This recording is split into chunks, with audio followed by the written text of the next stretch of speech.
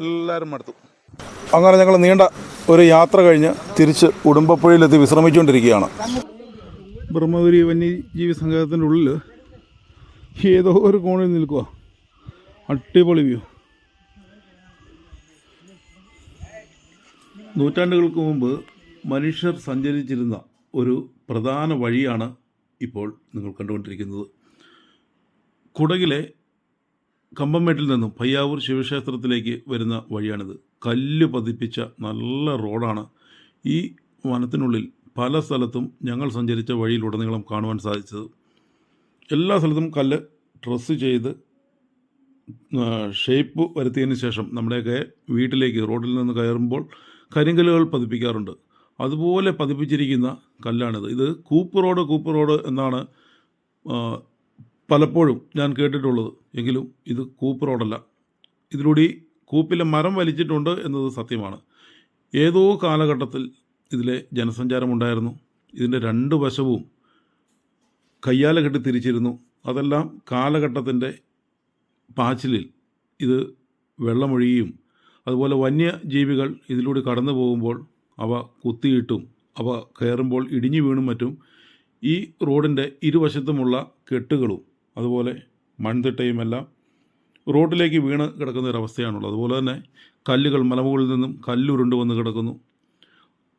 അതായത് നൂറ്റാണ്ടുകൾക്ക് ശേഷം ഇത് വൃത്തിയാക്കിയിട്ടില്ല എന്നതാണ് നമുക്ക് മനസ്സിലാക്കാൻ വേണ്ടി സാധിക്കുന്നത്. ഈ റോഡ് വർഷങ്ങൾക്ക് മുമ്പ് കൂട്ടുപുഴ മാക്കൂട്ടം റോഡ് വരുന്നതിന് മുൻപ് ഇതായിരുന്നു ഒരു പ്രധാന സഞ്ചാരമാർഗം. കാരണം ഇതിൻ്റെ നിർമ്മാണ പ്രവൃത്തി തന്നെ അങ്ങനെയാണ്. ഈ റോഡിൽ വരുന്ന വഴിയിൽ തന്നെ ഒരു വശത്ത് ഒരു കുളം കാണുവാൻ സാധിച്ചു. അതുപോലെ സർവേ കല്ലും ഈ കാടിനുള്ളിലുണ്ട്. ഏതോ നൂറ്റാണ്ടിൻ്റെ നല്ല ഓർമ്മകളാണ് ഈ കാട്ടിനുള്ളിൽ സഞ്ചരിച്ചപ്പോൾ നമുക്ക് മനസ്സിലാക്കാൻ സാധിച്ചത്. അത്ര നല്ലൊരു മനോഹരമായ യാത്രയായിരുന്നു. നിരവധി അനുഭവങ്ങൾ ഈ കാട്ടിൽ നിന്ന് കിട്ടി. പലതും മനസ്സിലാക്കുവാനും സാധിച്ചു.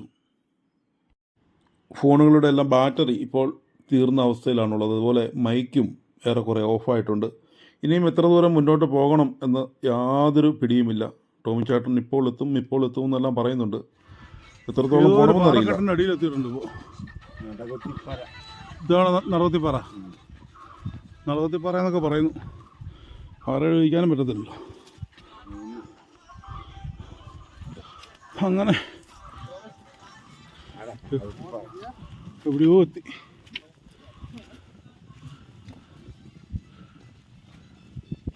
നല്ല രസമുണ്ടല്ലേ.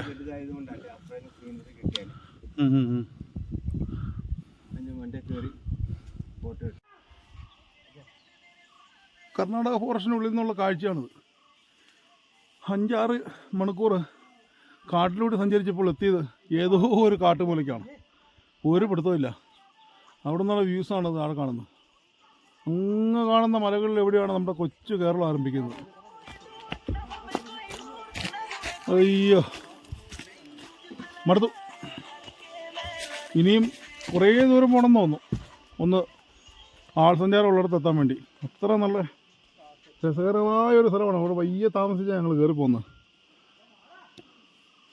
തടയെന്നുള്ള വ്യൂസാണ് അത്. താഴ്വാര കാഴ്ചകൾ.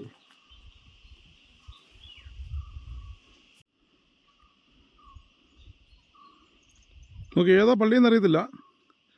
ഏതോ ഒരു പള്ളിയാണ്. കർണാടകത്തിൽ നിന്നുള്ള കാഴ്ചയാണ്. ഇങ്ങനെ കാണുന്നത് ഒരു പള്ളിയാണ്.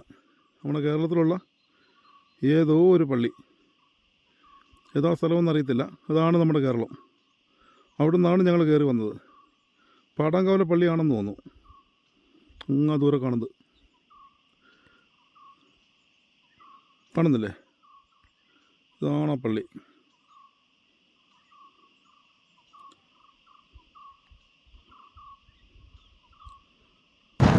അങ്ങനെ നമ്മുടെ യാത്ര പൂർത്തിയായിരിക്കുകയാണ്. ഒരു സൈഡിലോട്ട് മാത്രം. നമ്മുടെ പയ്യാവൂർ ശിവക്ഷേത്രത്തിൽ കുടകിൽ നിന്നെത്തുന്ന കാളയുമായി എത്തുന്ന കർഷകരെ അവരെ പിന്തുടർന്ന് ഞങ്ങളിപ്പോൾ എത്തി നിൽക്കുന്നത് നമ്മുടെ ഈ കർണാടകത്തിൽ നിന്നുള്ള അവരുടെ യാത്രയുടെ പ്രവേശ കവാടത്തിലാണ്. ഇതാണ്. ഇതുവഴിയാണ് കേരളത്തിലോട്ടുള്ള അവരുടെ യാത്ര ആരംഭിക്കുന്നത്.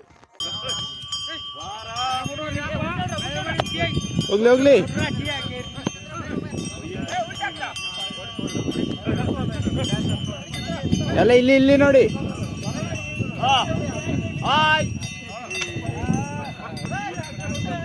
ನಾಳೆ ಪೇಪರ್ಲಿ ಬಂದೆ, ಪೇಪರ್ಲಿ ಅನ್ನೋಣ.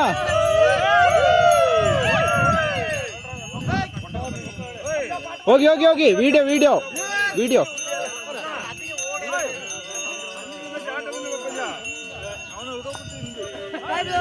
ಬೈ ಬೈ ವಿಜಯಣ್ಣ, ಬನ್ನೆ ಬನ್ನೆ ಲಾಸ್ಟಿಗೆ.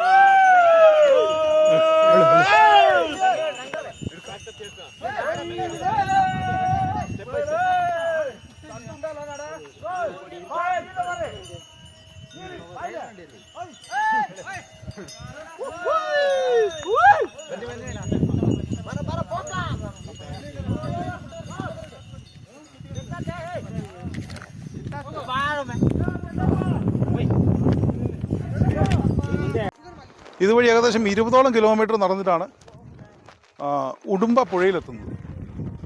ഞങ്ങൾ രാവിലെ 10 മണിക്ക് അവിടെ നിന്ന് യാത്ര ആരംഭിച്ചാണ്. ഇപ്പോൾ 3:30-4 മണിയായിട്ടുണ്ട്. ഏകദേശം 5-6 മണിക്കൂറോളം ഞങ്ങൾ ഈ യാത്രയ്ക്ക് വേണ്ടി ചെലവഴിച്ചിരിക്കുന്നു. അങ്ങനെ ഞങ്ങളിപ്പോൾ കർണാടകത്തിൻ്റെ ജനവാസ മേഖലയായ കമ്പെമേഡു എന്ന് പറയുന്ന സ്ഥലത്താണ് എത്തിയിരിക്കുന്നത്. ഈ പറയുന്ന മനോഹരമായ സ്ഥലമാണ് കമ്പെമേഡു എന്ന് പറയുന്ന സ്ഥലം.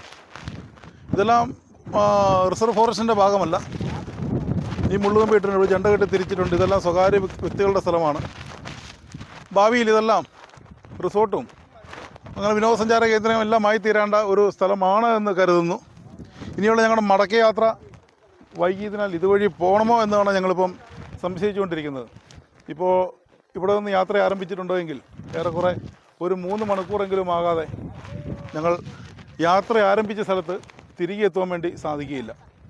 അതുകൊണ്ട് ഇതുവഴി പോകണം, എന്ത് ചെയ്യണമെന്ന് എന്നാണ് ഞങ്ങളിപ്പോൾ ആലോചിച്ചുകൊണ്ടിരിക്കുന്നത്. കയ്യിലുണ്ടായിരുന്ന വെള്ളവും ഭക്ഷണ പദാർത്ഥങ്ങളെല്ലാം തീർന്നു. എന്തായാലും കുറച്ച് വെള്ളം എവിടുന്നെങ്കിലും സംഘടിപ്പിക്കണം. ഇതിപ്പം ഈ ഉത്സവത്തിന് ഇവരെത്തുന്നത് ഇതുവഴിയാണ് വരുന്നത്. കോമരത്തച്ഛനും ഊട്ടറിയിച്ച് കുടകിലെത്തുന്നത് ഇതുവഴിയാണ്. കുടക് നിവാസികളും ഉത്സവത്തിനായ കാളയുമായി അരി കൊണ്ടുവരുന്നത് ഇതുവഴിയാണ്. തിരിച്ച് മടങ്ങി വരുന്നതും ഇതുവഴിയാണ്. പണ്ട് കാലത്തെല്ലാം ഇതുവഴി ഒരുപാട് ആൾക്കാർ നടന്ന് ജോലിക്ക് വേണ്ടി വന്നിരുന്നു. ഇവിടെ കാപ്പിത്തോട്ടങ്ങളിൽ മുളക് പറിക്കുന്നതിനും മറ്റും. അങ്ങനെ ഞങ്ങളിപ്പോൾ ഞങ്ങളുടെ യാത്ര പൂർത്തിയാക്കിയിരിക്കുകയാണ്. വളരെ സന്തോഷം തോന്നുന്ന ഒരു നിമിഷമാണിത്. കാരണം വളരെ നാളുകളായി, വർഷങ്ങളായി എൻ്റെ മനസ്സിലുണ്ടായിരുന്ന ഒരു ആഗ്രഹമാണ് വനത്തിലൂടെ ഈ വഴി തേടിയുള്ള യാത്ര. പയ്യാവൂർ ഉത്സവത്തിൻ്റെ കുടകരുടെ വരവ് എങ്ങനെ എന്ന് മനസ്സിലാക്കുന്നതിന് വേണ്ടി പൂർത്തിയായിരിക്കുകയാണ്. ഇനിയിപ്പോൾ തിരിച്ച് നാട്ടിൽ ചെന്നതിന് ശേഷം നാട്ടിലെത്തിയതായി ഒരു വീഡിയോ കൂടി ചെയ്ത് ഈ പരിപാടി അവസാനിപ്പിക്കുകയാണ്. അപ്പോൾ എല്ലാവർക്കും നന്ദി, നമസ്കാരം. കുറച്ച് കാഴ്ചകൾ കൂടി കാണാം ഈ പ്രദേശങ്ങളുടെ. പിന്നെ അതിനുശേഷം ഞങ്ങൾ മടങ്ങിപ്പോവുകയാണ്. Thank you. ബ്രഹ്മഗിരി വന്യജീവി സങ്കേതത്തിൽ നിന്നും കൂർഗിലെ കമ്പമേട്ടിലേക്കുള്ള പ്രവേശന കവാടമാണിത്. ആ ഗേറ്റാണിത്. വർഷങ്ങൾക്ക് മുമ്പ് നിർമ്മിച്ച ഒരു ഗേറ്റാണിത്. ഇതിപ്പോൾ തകർന്ന് ഒരു സൈഡിൽ ചാരി വെച്ചിരിക്കുകയാണ്. ഇതിലൂടെയാണ് കുടകർ കാളപ്പുറത്ത് നമ്മുടെ പയ്യാവൂർ ഉത്സവത്തിന് അരിയുമായി കേരളത്തിലേക്ക് യാത്രയാവുന്നത്. അതുപോലെ കോമരത്തച്ഛൻ ഈ കർണാടകത്തിൽ കയറി വരുന്നതും ഈ ഗേറ്റിലൂടെയാണ്, ഇതിലൂടെയാണ്. ഇതാണ് പ്രവേശന കവാടം. ഈ സ്ഥലം ഇപ്പോൾ നിരവധി കന്നഡ സിനിമകളുടെ ഷൂട്ടിങ്ങിന് വേണ്ടി ഉപയോഗിക്കുന്ന ഒരു പ്രകൃതി രമണീയമായ ഒരു ലൊക്കേഷനാണിത്. അത് ഇവിടെ ഒരു പ്രദേശവാസി തന്നെയാണ് ഞങ്ങളോട് പറഞ്ഞത്. ഇത് ഇപ്പം നല്ല മനോഹരമായൊരു സ്ഥലമാണ്. നിരവധി ഷൂട്ടിങ്ങുകളാണ് ഇപ്പോൾ ഇവിടെ നടക്കുന്നത്. ഇതിൻ്റെ മുകളിൽ കയറി നോക്കിയിട്ടുണ്ടെങ്കിൽ കേരളത്തിലെ പല സ്ഥലങ്ങളും നമുക്ക് കാണുവാൻ വേണ്ടി സാധിക്കും. സമയക്കുറവ് മൂലം ഞങ്ങൾ മുകളിൽ കയറുന്നില്ല. അത് വാഹനമാർഗം മറ്റൊരു ദിവസം ഞങ്ങൾ വന്ന് ഇതിൻ്റെ മുകളിൽ കയറി ഇവിടുത്തെ കാഴ്ചകൾ കാണിക്കുന്നതാണ്. നമ്മുടെ കർണാടക യാത്രയുടെ കർണാടക ഫോറസ്റ്റിനുള്ളിലുള്ള യാത്രയുടെ അവസാന ഘട്ടം ഇവിടെ ആയിരിക്കുകയാണ്. മടുത്തു, എല്ലാവരും മടുത്തു. കമ്പമെട്ടു എന്ന് പറയുന്ന സ്ഥലത്ത് ഞങ്ങളെത്തി. ഇവിടെ നിന്ന് തിരിച്ച് ഫോറസ്റ്റ് കൂടി തന്നെ മലയിറങ്ങുവാണ്. തിരിച്ച് പോകുമ്പോഴാണ് ഇനി പേടിക്കേണ്ട അവസ്ഥയുള്ളത്. കാരണം വന്യമൃഗങ്ങളെല്ലാം മയക്കം കൂട്ടി പുറത്തിറങ്ങും. നടവഴിയുടെ എല്ലാം കാണാനുള്ള സാധ്യതയുണ്ട്. എന്തായാലും ഞങ്ങൾ കാട്ടിലൂടെ തന്നെ തിരിച്ചു വരും. അങ്ങനെ ഞങ്ങൾ നീണ്ട ഒരു യാത്ര കഴിഞ്ഞ് തിരിച്ച് ഉടുമ്പപ്പുഴയിലെത്തി വിശ്രമിച്ചുകൊണ്ടിരിക്കുകയാണ്. ഞങ്ങളുടെ യാത്ര അതിമനോഹരമായി പൂർത്തിയാക്കി. 6 മണിക്കൂറെടുത്തു ഞങ്ങൾക്ക് മുകളിലെത്തുവാനായി. മുകളിലെത്തി കമ്പംമേടു എന്ന് പറയുന്ന സ്ഥലത്തെത്തി. ഇവിടെ കൊടകര വരുന്ന വഴിയും കാര്യങ്ങളും ആ പുൽമേടും എല്ലാം കണ്ടു. സമയം താമസിച്ചതുകൊണ്ട് അവിടെ നിന്നും കൂടുതൽ ദൂരം മുന്നോട്ട് പോകാൻ സാധിച്ചില്ല. ഇപ്പോൾ ഞങ്ങൾ തിരിച്ച് വീണ്ടും 20-25 കിലോമീറ്ററോളം അടുത്തുണ്ടെന്നാണ് തോന്നുന്നത്. 2.25 മണിക്കൂർ കൊണ്ട് തിരിച്ചെത്തി. അവിടെ നിന്ന് 4:15 പോകുന്നതാണ്. ഇപ്പോൾ 7 മണിയാകുന്നു.